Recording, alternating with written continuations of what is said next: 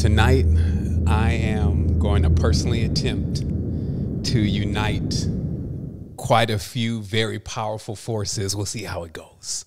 Just know that I'm going to do my best. This Ascent series has been extremely incredible. If this is your first participation in this series and you're just coming in on Tribe Vibes tonight, just know that we built up to this. So if some of this that's coming across, it becomes a little hazy for you, this means that you may have caught a chalet up here and it'd probably be good to go down to base camp at least after this and take a look at the introduction and write up the degrees so all this makes perfect sense to you. Other than that, just tune your mind into maybe this is science fiction. Get your popcorn together instead of your Palo Santo and your sage, and just really listen to what's coming across. And at minimum, you will be entertained. Earth and the cosmos is indeed a strange thing. So when you come to totally realize what it's all about, either one or two things happen. Either everyone looks at you strange, or you enter into God mode, which is basically that there's maybe a certain level of adoration for what you are capable of doing into the space, because it will reflect on who you become. Now, I know that many have been attracted to this message because the mysteries have been so fond on my lips. We have demystified some of the most tough topics in lifetimes. There are people who search for answers to things that we're talking about and demystifying now, and they have went to their graves still looking for those answers, not being able to necessarily find in the physical plane a teacher and an instructor to guide them on how to gain wealth in the astral life. And truly, life is infinite. This is why we always take a moment, we always take an opportunity to open up the space and to touch and agree. And we do that by raising our two hands. And you'll learn today that indeed these are two hammers, as they're called in the ancient times, light hammers. And as we raise these hands, it's the universal symbol of everlasting life on the physical plane. Our ability to continue to come in and out of this space, and whether we get tired of it or not, whether we get interested in it or not, whatever we decide to do, it will still continue. So we always say on this journey, because if a journey is infinite and sometimes you feel like you're getting a little weathered, to remember you always have this space that's open here to receive everything that is needed. And the reason why we can do that is because this is full spectrum. There's a being here from every part of the cosmos, and we're all here in unity, unified in this agreement that all is self. Now, there are many of these spaces open. We never fail to mention them. It is something that we've grown accustomed to because it shows that we are in the know. Now, beyond a show that we're in the know, let's go for a display. My pulling away from YouTube, because as you know, I'm not necessarily in that public space or on Instagram or many of these places, to me is a show that I'm not actually interested in people just hearing me. What I'm interested in is dialing into the space that is going to allow me to speak for all of us. What I've been able to accomplish is attune my vessel to the cosmos so that synchronicities are so strong, it's like you're seeing breadcrumbs all the way through your experience. And when you grow to learn and recognize this language and this code that this space is speaking, you will not only have the ability to be quick, as we're going to be talking deeper tonight about Djedi or Thoth or Hermes or quite a few other beings, you're going to learn to be quick because you're going to gain the power and the access to move with the flow between both spaces, the world of the living and definitely not the world of the dead, because what they're doing over there could be everything in our minds but being dead. And this is actually makes it very interesting, because our word dead actually equates to that it's over.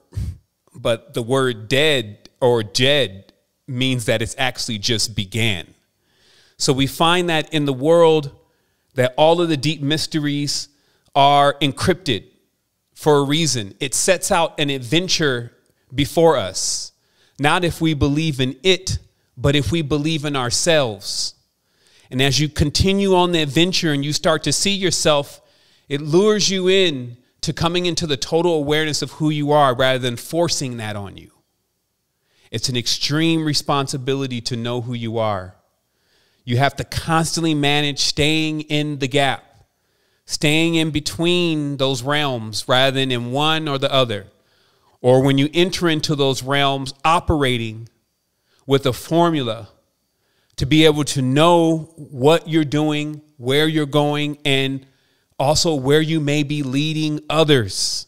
It's an extreme responsibility to step out in front of another being and to tell them where to go in the path. Imagine if someone asked me for directions and I send them the wrong way. So to put on this mantle, to actually begin to share the vast levels of knowledge is of extreme importance, and it should be handled with extreme care. I feel that because we are all in this space based on resonance, that somehow, some way, that mantle is passed to all of us. So what I'm going to do is I'm going to give you what is necessary, what you left with me to make your path clearer. There are many times where we've left messages to others that we know are going to be in lives that we're going to get into, and we're not necessarily going to remember who we are in that life at first, because we don't go with luggage. We don't go with memories. You cannot go through the memories or the pores of reality with other memories. You have to leave those memories there. So you have to be able to reassemble yourself wherever you go. You have to be able to put yourself together. Like, you know, when someone's going crazy, say, put yourself together. And the more rapid you can do that, the more spaces you can reach.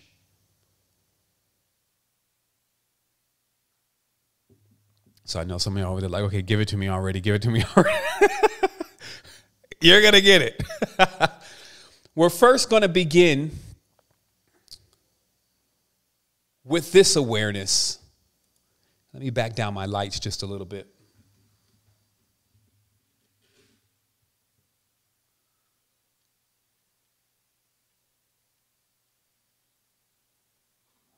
That feels better.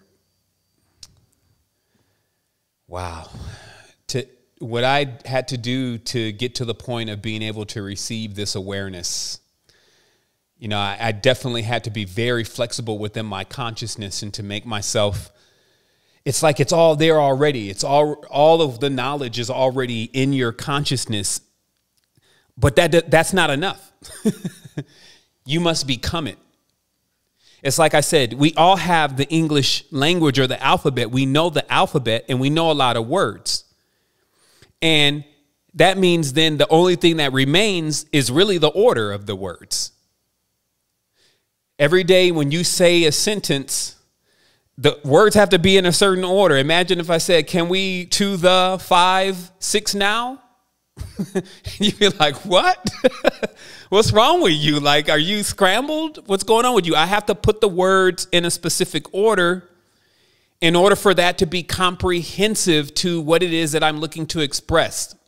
All this stuff functions this way. And this is why resonance is so powerful.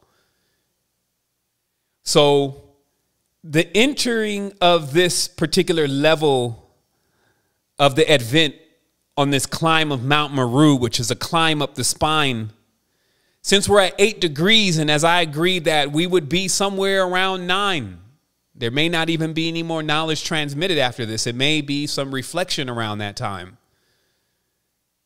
But that we would make this ascent, and we would come out to the top of ourselves, right into the seat or to the throne to become the lords of our own lives and to accomplish the ascension process once more. Behold, I can take this thing down and I can bring it back up.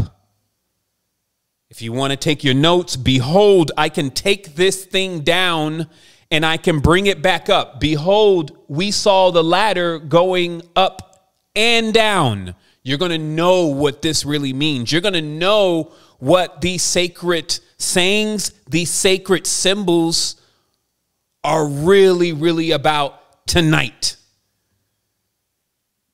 Now, it starts off with this code that you're seeing here on the screen, which is a code that was so eloquently cracked, showing the resemblance between the tetragrammaton, which we've often seen on any kind of chart that you see in where they're going to depict all the angels and God and any Masonic tracing board, anything that represents spirituality. I don't even have to show the pictures here. You'll find it everywhere, that if you look at the top and you look at the center, you will see this word. And this word is known as the hidden word, that no one can pronounce it. And that's a metaphor within itself, because the reason why it can't be pronounced is you have to be it. It's not just to say something, you have to be something. And we talked about how your thoughts and what you say have to match with what is in your heart. And we call that HSM, with all your heart, with all your soul, with all your might, is the way that you accomplish magic. That means that you're in. There's no doubt. You're in the know. So what this in the know is about this code and how its variant gives us the word Yehudi. Okay? Now, it's important for me to mention that the reason why we have such a schism in the knowledge and in the awareness today is because there was a metaphorical action that took place that governed the levels of power and the nation, the levels of power that each nation could reach. And how that was done is that there was a unified code, a word. Okay? And that word created everything. And when it got around to creating languages and people started using languages, it created one universal language that everything spoke. But in the process of the awareness of what was going on with, let's say, younger beings with a large amount of power, there was a decree that the knowledge would be measured. And you would get your allotment of the knowledge. And this started off with nations, that each nation carried a part of the code.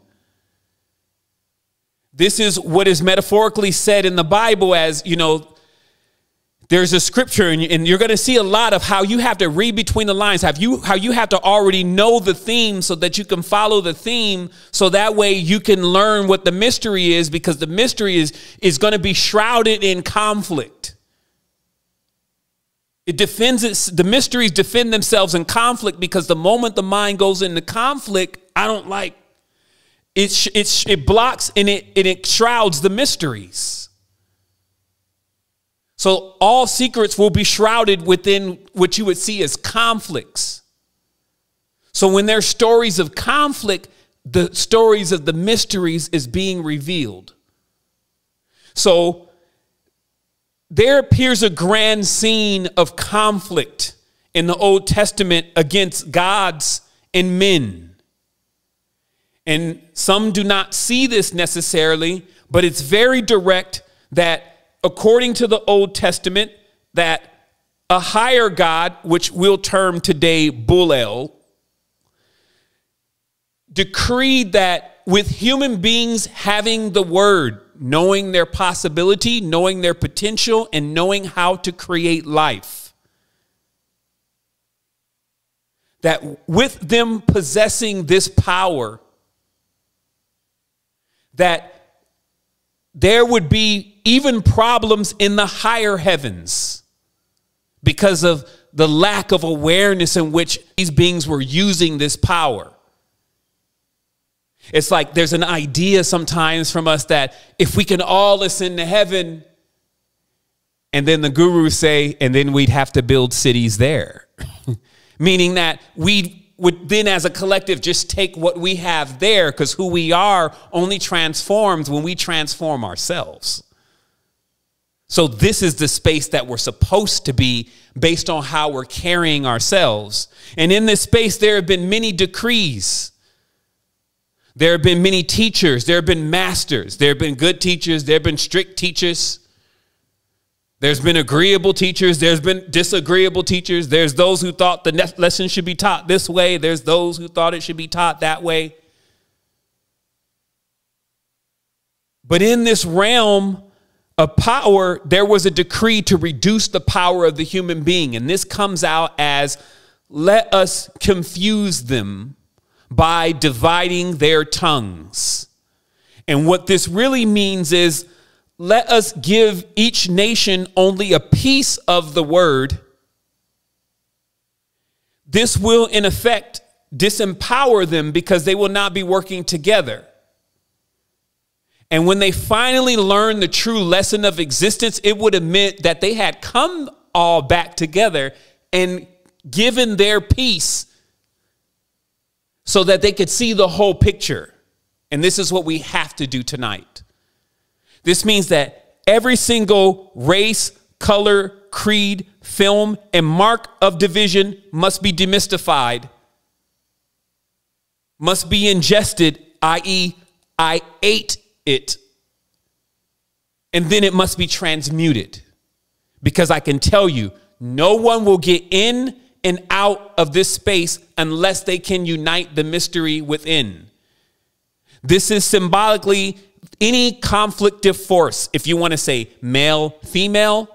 It's interesting because we have actually really made a lot of progress on this act of coming back together. Because the male and the female are actually, in many cases, still greatly in love with each other.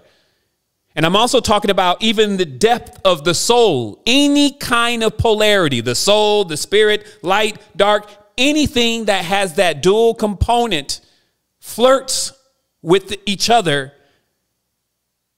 And this builds energy and potential. And in the event they come together, it creates life.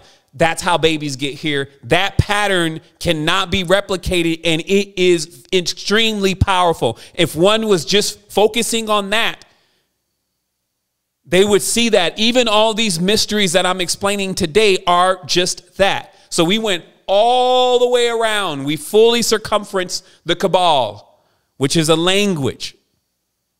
The language, as they say, well, Hebrew is the Cabal. Every language is a Cabal, but the Cabal or the cable is a world Cabal. It's a world serpent, as they call it. Ouroboros, a serpent eating its tail. This means that the A, if you may in English, must connect to the Z. But in this case, if you expand it out over the entire world, all the language must come together. And it's very interesting because today we get an opportunity to see very clearly that there has been a force that has been doing that across time. And this force is not just one person at all. It fills many beings with knowledge and wisdom and potential. So when I say anything about names tonight, even instead of seeing them as separate beings, learn to see them all as the same being at different stages, at different times, looking at things from a different perspective. Each life, coming into each life, initiating themselves from scratch into how do you see it this life? Now that you were born in New Jersey, how do you see it this life? Now that you were born in Germany and went to Canada at 3 years old, how do you see it? Because eventually, as you keep reincarnating into these points of light, you're going to get the complete picture. And when you start doing that, you'll learn how to unify your energy, and it's in your consciousness matching with your heart. Okay, so how this is turned on, what I'm talking about tonight, you don't got to go and grab some weird green crystal.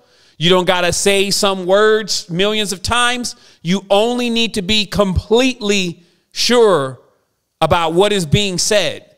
And if it takes you to do all of that, then so be it.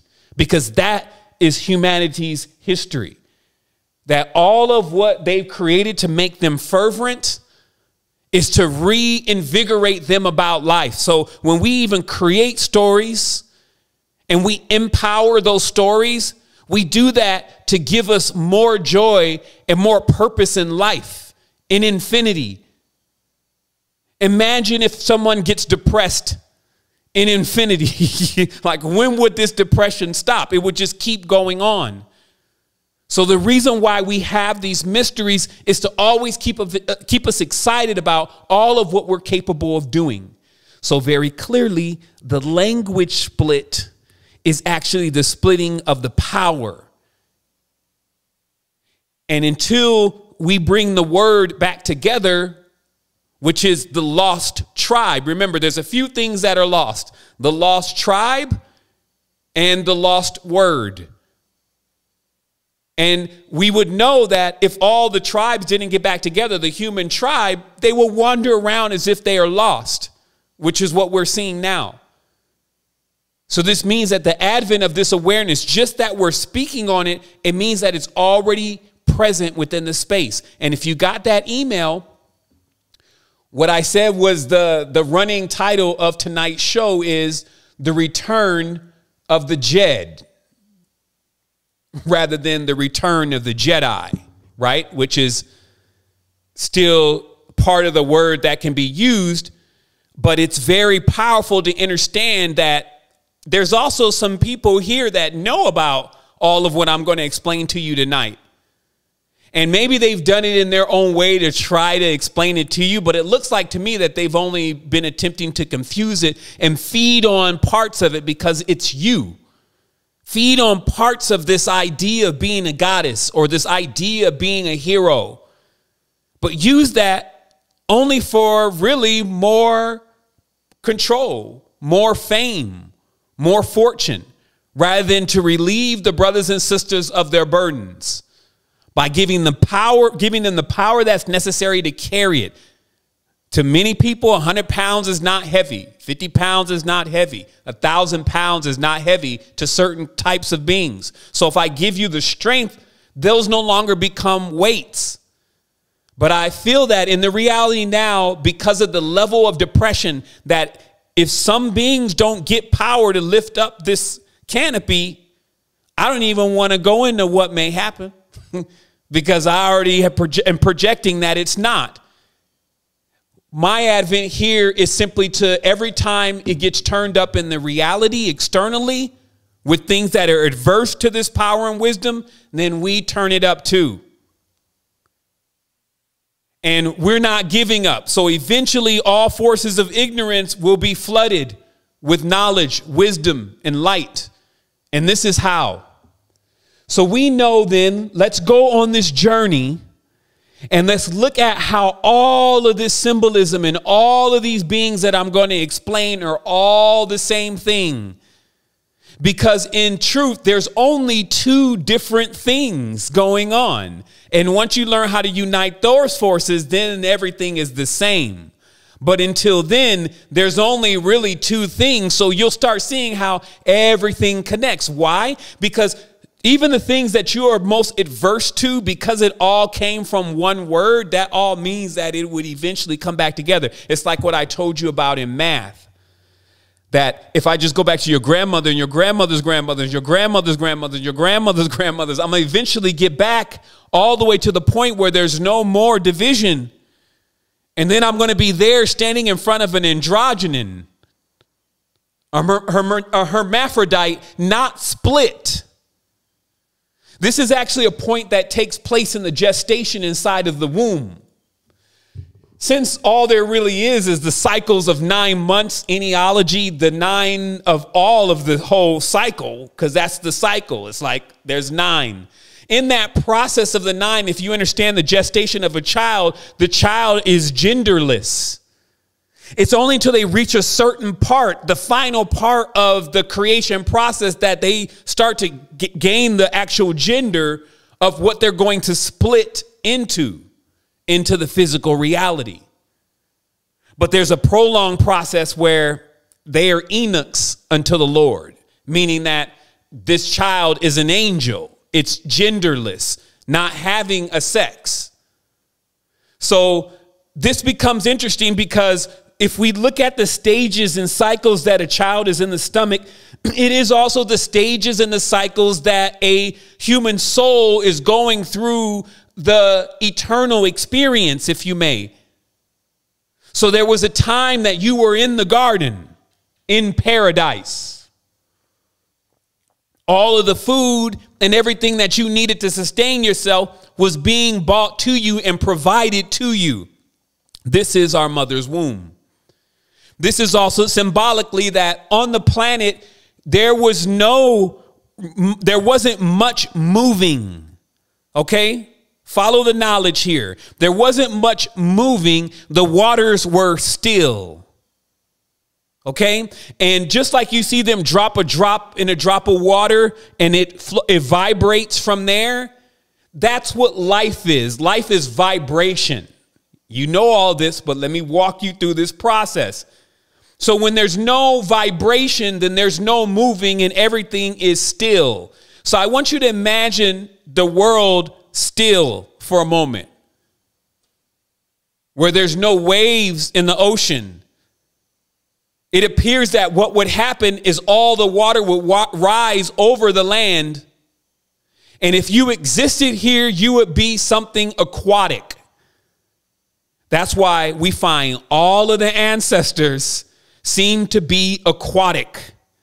They're like water dragons or water serpents or water, whatever you want to call them. The deep. Stories of Tiamat. Stories of, the zoo bird. You know, ancient stories about large behemoth. Large sea beings. And if we can think of this time, even before they would arrive, we see it motionless and not moving. So the first level of power is to realize to bring in power, you must first bring in a moon. Okay? Now, it comes out that the entity that we're going to be talking about the most tonight, which fills all that are wise, some may call it Thoth, Tahuti, Hermes, Wooten, the names go on and on and on.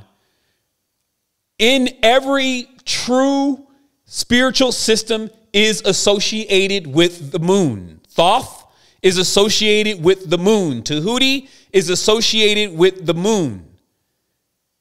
Because something takes place also in history that I've been able to track specifically about what some would call agreeable or disagreeable.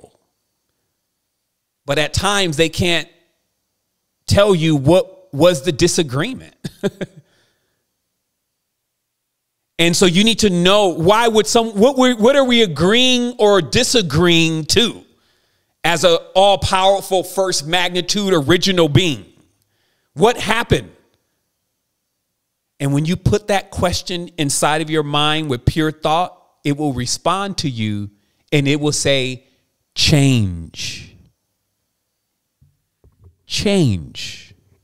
See, if you notice when you go back to any of the ancient ancestral stuff, they don't want you to change anything.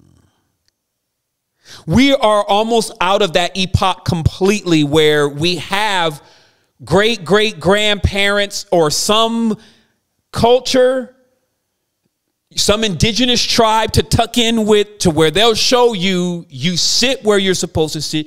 We don't do nothing around here if you don't get told to do. Everything here is in place. They even put stones to mark the place. This is where it goes on here. You will not change this. Do you understand that? Like, it's the same thing that you see systems like there's the Mayan system where they pinpoint like what day you were born on, and then they tell you what you're going to do for the tribe. And if you don't want to do that, that's not an option, because no one is to change the order of what these things say to do. Now watch this, because you're going to get and catch how all of this starts popping off on earth. Because you literally have a being that says, don't change anything. To change anything would be blasphemous. You would blaspheme the name of the Lord, which means if you blaspheme, it means to change something from what it is, right? Because these are how codes are revealed. They say to blaspheme is to represent God in a way that God does not, or should not be represented, right? So this means in a coded way, blasphemy is to take anything from the earth and to change it into something else. This is how it begins to pop off. Now, right away, if you want to understand the relationship here between the changing and the non-changing, it is very similar to the mother and her son. So, because sometime in this story, you'll be just wondering, well, why doesn't the non-changing original powerful being just squash everything? And it's because it's related. So, give me 1 second here. Let me get my lines cleaned up. I muted my line here. Let me see it real quick. Let me see what my permissions are here. Here's some spotlights. If you want to do your, if you want to change back to gallery view, you can do so.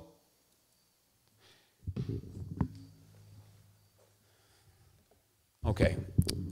So I'm going to give this to you one more time, because if you don't get this, you'll create a devil again. The only two forces are changing and never changing. Still unmovable, as we already told you about. Or, man, let's get the flow going on here. Let's get some new stuff happening here. Let's change a couple things, see what we get. Let's go a little bit further on the journey. Let's all of that. That, my friends, is called thoth. To change or to transmute something. This is known as well, you'll see that you could never figure out if it was a man or a woman. That's why I kept telling everybody, I was like, listen, I'm finding evidence that somehow the Messiah was also a female. How does this work? I'm seeing it. I can't tell you what's going on, but you still clearly see that the Messiah was also a male. How does this work? This could be so confusing for an initiate looking to become an adept. And now today, I'm going to demystify all of this. It's absolutely incredible. I'm excited. I know some of you are like, get on with it already. So here we go. So as I said before, the only way that we're going to find the lost word, the only way that we're going to unite the lost tribe is if we unite the mysteries. The mysteries are very akin to the language itself, because the mysteries are really Kabbalah, their language. And that's why Thoth was a scribe, attributed with the first level of writing and introducing writing. Now remember, this is the energy. So it's the energy that is moving through multiple beings. Like, let's create a language and let's write this down to preserve this knowledge and this experience, because it looks like what's happening is that, you know, we're leaving the space. We're going to leave the space. And we need to leave records for those to come, our children, so that when they wake up to a certain level of their power, they will know how to read this. Symbolically, this came out as what we call today the emerald tablets. I believe this is called the Smaragdus tabula, which is actually not anywhere near the one that's in publication except for the first page. But this particular writing is a awareness that there was a sisterhood and a brotherhood, or a beings that held a certain level of knowledge, that saw that this knowledge was going to need to be stored in the physical space. And they wrote this knowledge down. This is metaphorically even the 10 commandments, if you may, but not about commanding. It's about, actually, it is about commanding. It's about how to command nature, but not the one that you got in the book. Those aren't the 10 commandments. We're talking about a book that was written in a way where it would be impenetrable to fire, impenetrable to all the 4 elements. So it could not be blown away. It could not be burned. It could not be sunk, right? And it could not be buried.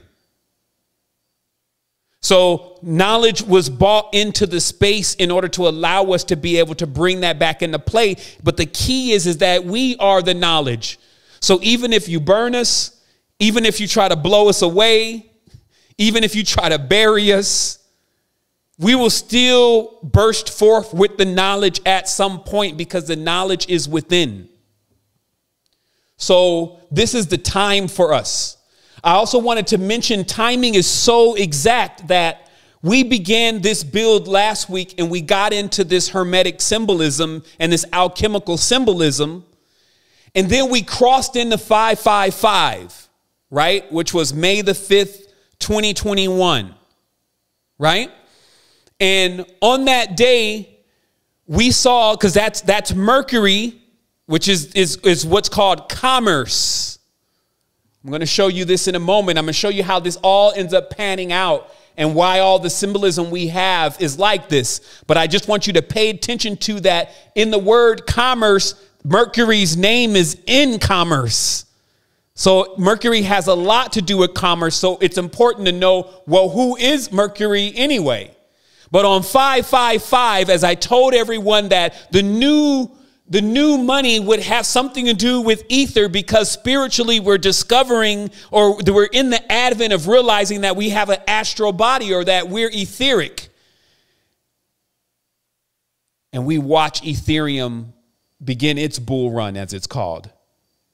And now the alt season has began. But this is symbolism. Even when they tell you Doge is going to the moon, since this all has to be related to commerce, you even see today by the end of this build why Hermanubis and Anubis, or God, the god of the underworld, or the god of the moon, is a dog. It's the opposite side of the Thoth. Thoth's opposite side is Anubis, right? So then you see that there is a very occult connection with commerce that is precise. If it doesn't exist anywhere else, it exists here. But the first commerce is about our body, because first of all, as you've seen, I've demystified how they modeled the dollar or the taller after the human body.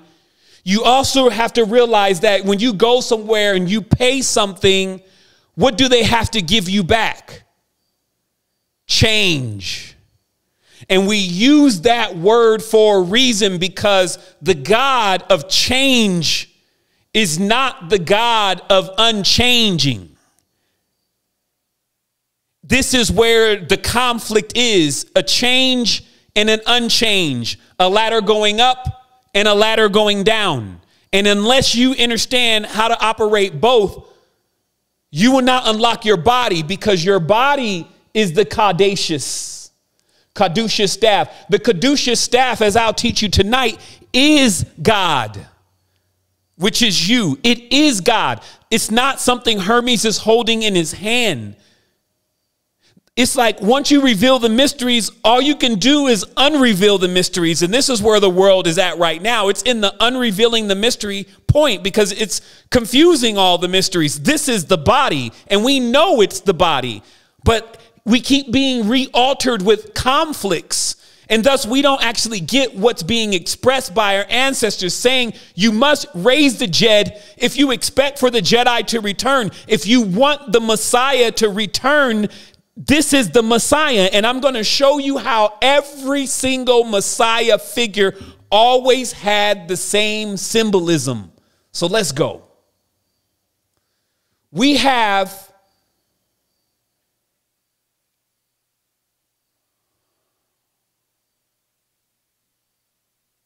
let me just get it, zero in here. Okay, here we are. So no moon, no change. Okay, because no moon, no waves. Right? We take a moon off the earth. The water doesn't move. Everything will become stagnant and it will begin to spoil. And then there will be a stank and it will decay because vibration is heat. Okay? Kundalini is heat. Right? But on all levels, even to the deepest level, Kundalini is heat. It's a sun god. You see what I mean? And they used to call this the serpent. The risen serpent. The word Chem is a reference to the serpent people. Okay, this is that uncomfortable part of the whole thing because they have a Catholic program running from the bull.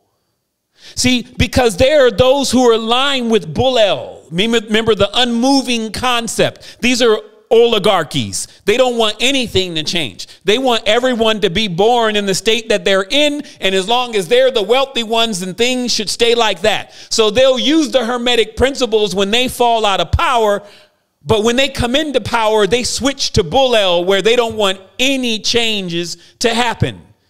Do you see how someone can be like that? Like when you think about that, it's like, do you see how the original could be like, man, don't touch this. You see, it's good. We all good. Do not vibrate. And this is why the mythical serpent in the garden is none other than Thoth, is none other than Hermes, the emerald green serpent with knowledge, known as Ningrashita, the Lord of the good tree, meaning that there were two trees in the garden. These are symbolically to the two that are twining up the pole. And there was a tree of wisdom and knowledge. And that wisdom and knowledge was given to woman, which was to give her a womb. And when she gained that knowledge, she tried to give that to man. Okay? But to create life would be to create vibrational heat and force. And when they did that, they became like gods. Their eyes were open to Kundalini. And that alerted Bull El. And Bull El was like, what's good? I thought we said no changing. So this is also why many of these beings are sometimes seen, because it's an energetic thing. We're trying to dial into something as changelings or shapeshifters. They shift frequencies because the whole thing is about shifting frequencies. If you can create change, that Caduceus staff is indeed like a tuning fork, but far more powerful because it can emit all sorts of frequencies on different scales. And because the power revealed within just the first page of the Emerald Tablets is only about resonance and how things that are alike attract each other and how you want to go around things that you like. And when you know what the power is around that, that means that you can literally begin to just emit certain frequencies to attract things because they like that. It sounds so basic, but people are so far off of it because they can't see how, when you don't know how to attract something into your space, it's not there yet. But as you, just like a bird, when you lay out nice bird seed, birds come. Because they are attracted. They have resonance to that. And this is where the power is. Okay? So I'll read here the Greek Hermes just to clarify the connection between the moon and Thoth, which is all of the deities we're going to be explaining tonight. The Greek Hermes was identified as the Egyptian Thoth, much as he was with the Roman Mercury, Dionysus with the Egyptian Osiris, Zeus with Ammon, etc. And Thoth, as the inventor of writing and patron of scribes, was a lunar god, since the lunar cycle was an early means of measuring time. Right? It's Thoth with the measuring thing. This is why the Masons try to come in, the Freemasons try to come in and just take that knowledge about alchemy, because the measuring tool that Thoth is holding in his hand, which is the square or the L, and then the compass or the circle or the straight line in the circle is the same thing they've adopted. And then they take over the symbol. But this lunar power is about measuring time and timekeeping. Okay, because if you don't know what time it is for a powerful being as a time traveler, you don't know where to get back into. Time is a frequency. So with the creation of the moon gave the ability not only for tides to come in, that is time with a D, right? So it gave the potential of all the ties or the connecting together. But this connecting together could not come before things were split. This is what the mysteries teach, that once what we're calling man and woman were in the same body. And it was Thoth that chose to split them into two, to divide the power so that it could become aware of itself through itself to create change. So basically to split a male from a female and then to put them into a physical space. They would descend into a physical space. They would no longer be in the garden or the time where they knew about their androgynous state. They would come into this division. And this is how the world was created as we know it. The world is a word. So as we keep going, we find, as I'm going to finish reading, Thoth had in even earlier times assimilated Jah,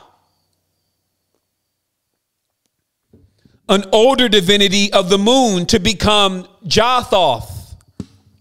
For both Greeks and Egyptians, this syncretic mixing of gods was perfectly valid, and compound gods such as Zeus, Ammon, Ra gained broad popularity. That's alchemy. When you blend gods, it's like, see, this statue that we're seeing, or this symbol that we're seeing, is of a god. You are the god. But they blend gods. You see what I mean? That's the next stage, is formulas. This is like making babies, right? Like you can mate two different people together and get traits of both of them. That's alchemy.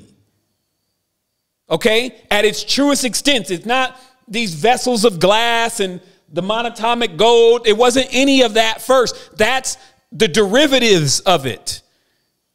The key and the power is to be able to create. And when we can create, we can already see the poles of creation. And then when we know what those two poles are, or those two great snakes, then we know how to charm them, if you may, to get them to come back together to create power. So the interesting thing that we are is we're not just that. That's what the change was about. That's what the vision was, is to create something beyond the mother and the father, or beyond Zeus and Maya. This is why the story of Hermes, again, is a metaphor, is that Hermes was the child of Zeus and Maya. Zeus being a sky god from outer space, basically, Bull-El representers. And then Maya, just Maya, earth, Ma. And their child was Herm, meaning Herm is a hermaphrodite. Their first child was not a male or a female, but both. And we still have that going on to this very day. It's very, very minuscule, but just that it happened shows us that it happens. And also that many of the life forms that are here on the planet are actually hermaphrodites. So when even scientists, whether they were genetic scientists or ancient scientists, were looking at many of these hermaphroditic beings and to be able to self-create or to self-generate, there became a pursuit to find that, since as above, so below, that somewhere in us there would be the ability to regenerate, to basically create light from within. And this would bring us into being like gods. That's activation of Kundalini. But it is to bring two forces back together. And so that creates the path. That's the path that stretches out before you. That's zigzag, zig, the entwining serpents. You see what I mean? So as we keep going, we'll finish this. So although Hermes' thought would have been a tautology, as they were regarded as the same, Hermes got the secondary form of Hermanubis, mixing the Greek psychopomp with the Egyptian protector of bodies and tombs. And it's because, metaphorically, since Hermes' father is from heaven and mother is from her earth, it has access to heaven and earth and the space in between. And the space in between would be where you go in transitions through life. So when you quote unquote die, you go into the space in between.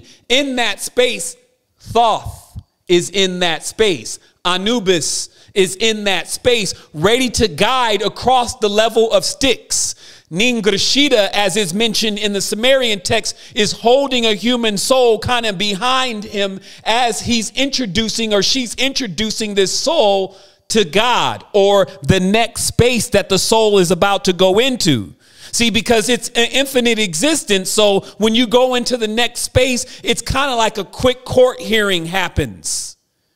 Thoth steps in as your representative, as a teacher, a good teacher, and says, look, I know he cut up this life. He's good, though. He's got this. It's only going to take him a few more lives. So imagine your teacher speaking on your behalf that sees your potential to the judge. Now, what this means is not necessarily an entity, but a frequency that's going to determine what happens to you, where you go, where you incarnate, what's going to happen next. That's judgment. So Thoth is there speaking on your behalf, introducing you to the God of the next dimension, as every dimension has a God, which is basically what fills the entire space. You get it? Are we there? Are we there? Can we keep going? Okay, let's keep going. This is clear. At least it's clear to me, but I've been on this for 4 days. This is, write myself down. So remember, let's rewind here when things never change. So equally as you can be on that unchangeable side, ready to exact vengeance upon anyone who's out of line. See, because when you decide to make a change, guess what? In that process, until the change is complete, it's ugly. It's a monster. Look at the baby as the baby's in the cycle. And how you recognize Phi, even though it's clearly there in the spiral. If you were the mother and you were the creator, maybe you wouldn't think it was so ugly. But if we put this thing on the table, you're going to be like, what is that, a predator? Is that one of them alien babies? Meaning that if you took a baby out and you just saw that baby as it was, it's not going to be out of the womb, and it wasn't done or complete with this process, it wouldn't be something you would be like, oh, wow, let's hold it. You'd be like, it's a monster. Look, it doesn't even have eyes. So all of the things that you keep seeing in the reality that are so monstrous to you is because they're not done yet. They're still in Hellas, or the alchemical oven, right? And there's paradise for them. So as we keep going here, just remember that it's easy to jump on one of the sides. It's easy to, once you get your thing straight, to not want to change anything. While anything that is subject to everything being straight from you, meaning it's good for you, but it's not for it, it's going to want to change that condition. So these are the two forces, and these forces wrestle against each other. And in that wrestling, it creates power. It creates force. The magus uses that power and force. And this is why all of alchemy is continuously being formed on the earth by the money changers, basically utilizing the alchemical power to put people in conflict and master the world through the same force that works within to create micro realities for themselves that have micro suns. Micro levels of power in their own little nucleus, but not enough to power us all, because we would have to be disempowered for that to work. You see what I mean? So this is why this knowledge is all you need. And then to turn it into wisdom. So let's clarify really quick so that way we don't lose this train here. So this means that thought is the tetragrammaton, because the tetragrammaton is Kundalini. Kundalini has a field of torsion around the body. It causes an energetic field around the body, right? So all this is the same thing, but yet your favorite occultist seems to not be aware of this. It's a work in process, but what some of the things that are being done now with occultism and bringing people into knowledge is monstrous, because it's not complete. When you know the mysteries, it's easy to see someone who doesn't.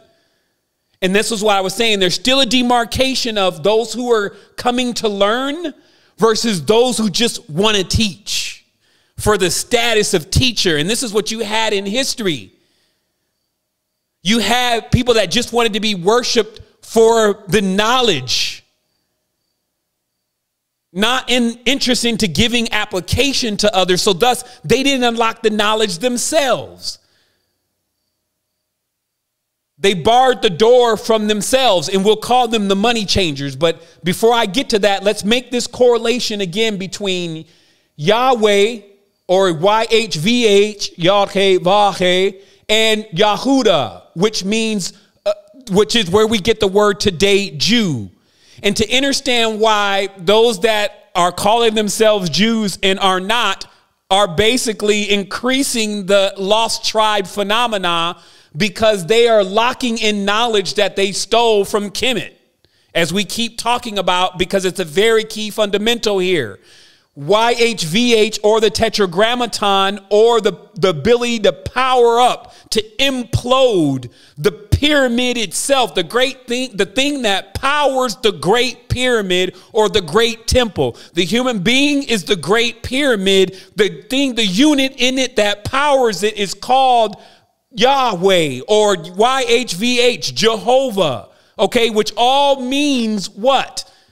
Kundalini. This is why it's lost. The Father has lost the Son in this case. The unmovable. This is why there's always this step down in everything that you see. You see the dollar there, and it's more valuable. You can imagine that dollar as the unchangeable. And then there's change, which is the other one that you get. The dollar is straight, right? You get a circle dollar? Not unless it's in a coin.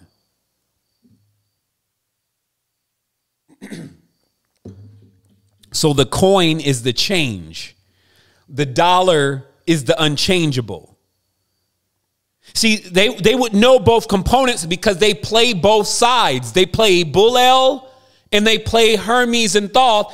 And actually, it's not two sides. It's two sides because Hermes is the gateway to the underworld, which is the mother, Maya, right? We know that Maya is the underworld because in the Hindu tradition, they tell us that in the lokas, that one of the lokas is powered by Maya. We got the Mayans telling you that they're in the Toltec dreaming, and the Aztecs, etc., saying culture that they're into Toltec dreaming, which is to be able to traverse the great serpent or mother through the underworld. So mom is already on the other side. Do you understand? So where Hermes is in the flow, in between. Okay, that's what gives you the ability to be quick. And so access to both of these worlds is what we want to clarify here so that we understand that this is what the left and the right hemisphere of the brain is even doing. The right hemisphere is access to the astral plane. The left hemisphere is the access to the physical world. Accessing any of those completely puts you completely into that state. Okay, we've revealed that. That's the Gateway series. That was our last build. So now that we know Jehudi is clearly who? Tahuti. So we know Jew is actually a reference to Herm, the lost one, the lost word. Okay, so Jehudi is also Jedi.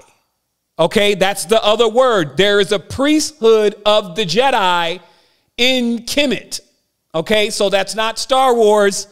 That's a priesthood and priestesshood. This is hermaphroditic, meaning that you got men doing it and you got women doing it. Just like you have men right now trying to activate Kundalini and you have women right now trying to activate Kundalini. And in the event that they succeed, they have activated the other pole of themselves. Okay.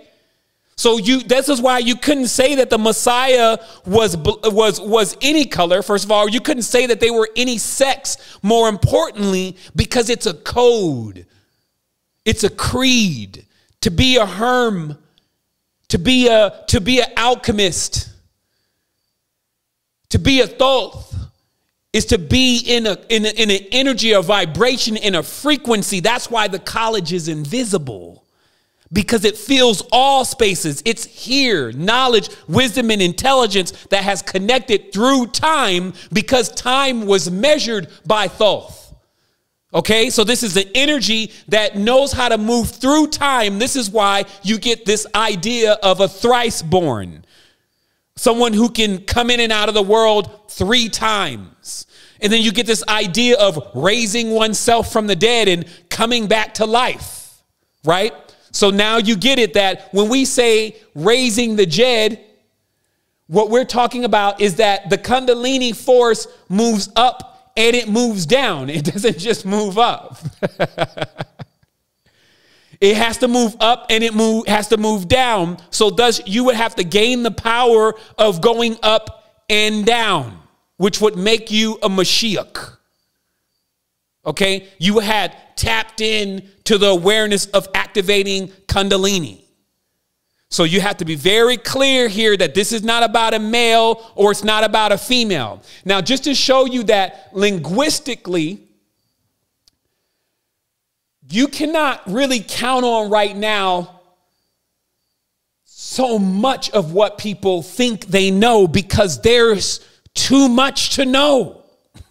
Meaning that because writing started way before we did in this life, there's so many books, there's so much in language that has been created to try to traverse language completely. You would need a time machine or you would need a master code. This is why the master code is a time machine. So I'll say that very clearly. So much has been written, which has been what is done. So it be written, let it be done. Everything that has been done has been marked or scribed. Everything that you do, there's a vibration or a frequency that is taken account of for it. And because of that, it gives this vibration and frequency also to travel through. And that vibration and frequency looks like a coil or looks like a writhing snake. It is a life field or life force or energy. And so for you to be able to pass through that means you would gain the ability to go through the past, present, and future. But without that, to try to understand this knowledge just by reading through books, you'll be reading forever.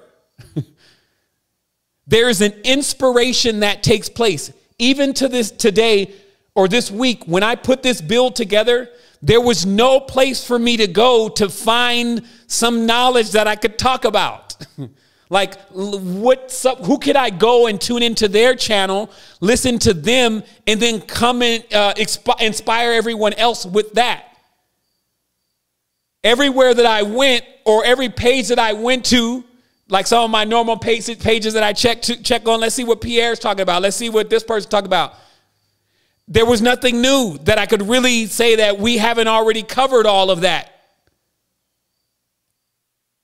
But when I go within, there's just the whole thing right there. So I'm just saying it's like an inspiration that leads you to all of these secrets. And then it's got to do it so precisely because there's so much knowledge. Now watch this. I'm going to talk about all of the names of Thoth here in just a second, but remember that one of the names is Ningrashita. This is the Thoth inside of the Sumerian tradition. So what I just want to show here very briefly is how the words and the language is power. And because we don't really know all the languages because we're so busy within our own nation. Like what we think is just our nation. So we only speak our language. Okay. And this allows us to not see the obvious, which is basically how things connect. So if you spoke, I don't know,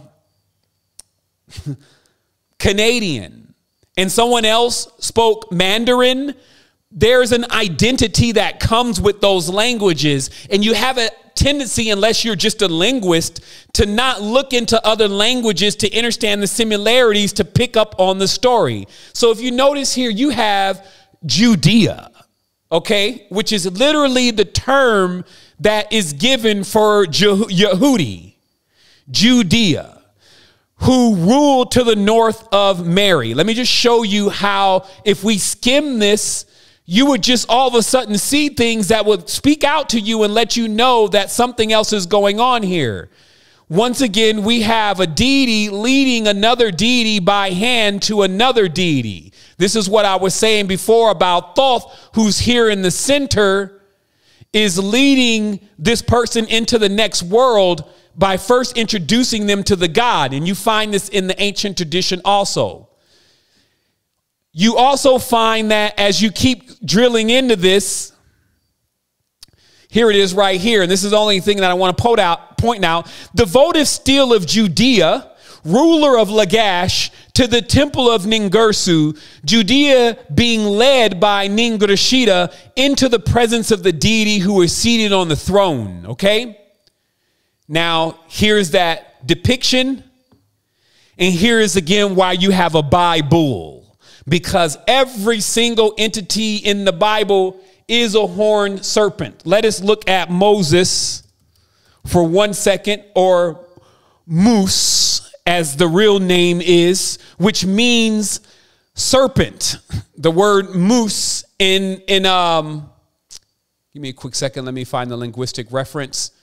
M-U-S, moose, is the Sumerian word for serpent. Okay. You see, when they bring it back to you, you see these two rays on the top of Moses' head, right?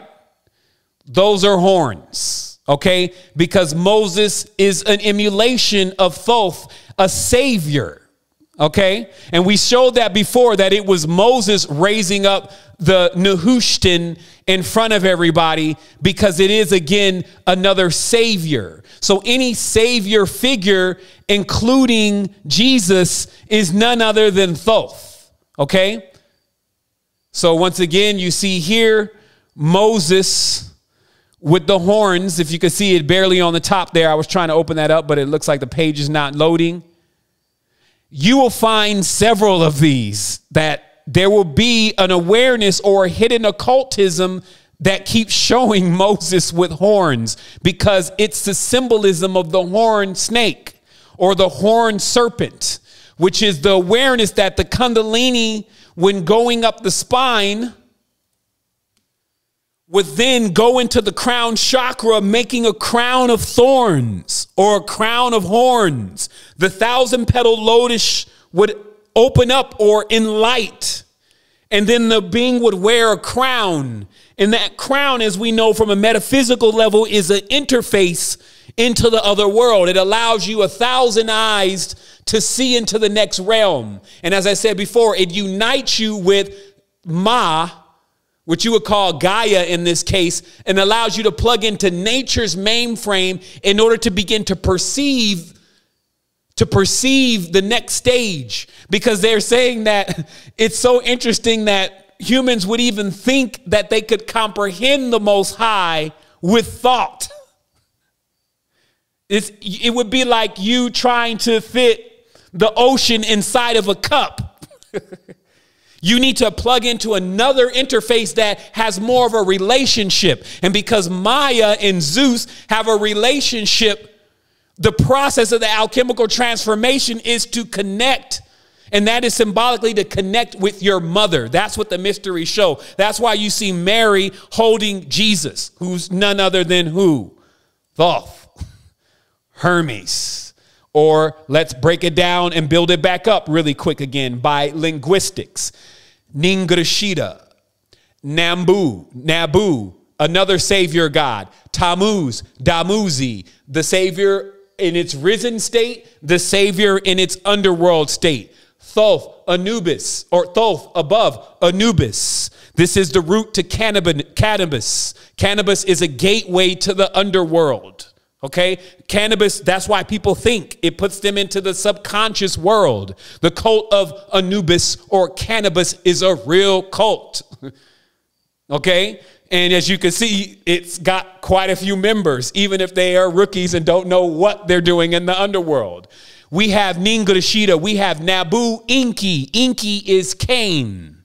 Okay, here comes the big bomb. Hermes is Cain. Cain changed things. Cain is the coin, or Kahin is the name, right? The first artificer or the architect, right? The rebellion to God. No one was more rebellious than Cain. Why? Because Cain changed things. Cain was the mythical serpent in the garden, believe it or not. And what happens is the introduction to how to change things, or smithing, actually is what created the variance of human beings and the animals that we see today. The ability to blend certain plants together and animals together. This was to change the original. So you can see why there is a conflict, but you can also see why this is family, meaning that this is why there's not an utter destruction and a blotting out, because it can't happen. It's like, what more than to put some conflictive forces together that never end? When they kill each other, they come back to life. This is why it would lead to one becoming psycho or being mad if they are not able to unite these powers within and wake up to the true mysteries. Thoth, Hermes, Hercules, all Greek. Hercules too. Wooten, Norse. Quetzalcoatl, Mesoamerican. Viracocha, Incan. Merlin, Celtic. Sarama and Indra, which is Hindu. Zoroaster in Persian. Idris, the green one. How did we miss it? The Emerald Tablets, the first translations of the Emerald Tablets are all in Arabic, right? So that's why I said this Emerald Tablets of Dorial and all the rest of the Emerald Tablets that I see on Amazon, man, I don't know how Thoth is feeling about this. I just have to make sure it's on wax in this because, see, if you understand, let me pronounce the word correctly.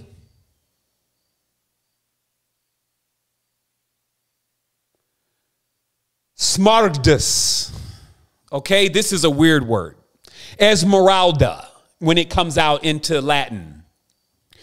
Smaragdus is emerald. Okay, the first emerald mines. Let's take a look. Emerald mines, a Colombian Trapache emerald. Emeralds in antiquity were mined in Egypt at locations on Mount Smaragdus. Okay? The reason why we're zooming into that really briefly is, remember when I kept saying, hey, guys, it seems like that these elements are actually really beings somehow, maybe even angels of some sort. These crystals, these minerals, they're not what we think. This silver, this seems to be correlating to these actually being real beings as we understand beings. You know, we're always still trying to grasp it, right? Everything here is alive, but we're still trying to determine what's really alive, how it's alive, if it really thinks like we do. And I'm telling you, the power is evident. Now, it's clear that if Thoth wrote the emerald tablets, it was because Mount Smaragdus, which is in Egypt, was obviously where they say the whole mountain. Thoth carved the entire mountain with knowledge. You see it here? That on the bottom right, do you feel that power of Smaragdus or whatever emerald really is? Probably some green dragon. And then when the whole thing happened in Kemet with the mining of they weren't mining emerald. The emerald was, when something is in the ground and it's a large concentration of it, it is is what I'm saying. That's where we keep having this dissociation. We're like the emerald tablets is the God. So even if you had the actual real emerald tablets, you would be holding the body of a hermetic brother or sister from ancient times. And then when it moved to Columbia, because Columbia is column. Column is, as we'll see, that a herm is a pillar. A phallic symbol is a herm. And so a column is also a herm because it is also a pillar. And this is why in the U.S. they use Columbia as the goddess, because Columbia is a code for herm. Because it's a male and a female. It's not just a male. This is how the dualistic folks keep getting thrown off. They get bucked off of this every time because the dualistic mind says immediately, is it a male or a female? Is this my mom or who's it? My daddy? Daddy, is that you, Darth Vader? And it's just like all this conflict. It's like, I mean, are you telling me that? And this is hiding us from the mysteries, but the mystery is ourselves, right? So you can see this thing is fascinating because it's rolling out like this. I'm like, yo, this is wild because it's only a matter of time. With the code now in the mind, it's hacking Zion's mainframe. You see what I mean? That's what they tell you in the Matrix, that they're looking for a code. And now that they're inside of Morpheus's mind, who's the god of dreams, that they can keep hacking for this code. But see, now everything is a dualistic. It's Smith versus Neo versus. So you're never going to get what they're saying until you realize that they're saying that the Smith, who is Cain or Herm, is in basically the mine or the cave, attempting to hack the code to Zion to open up the mainframe. But when each one of those is a conflictive force, the only thing you would be able to do is empower Bull-El, who's a bully. There is a force on the dimension that is bully-like. There is no forgiveness. There is no change. There's only destruction and blotting out of anything that wants to change things. This is what creates that conflict.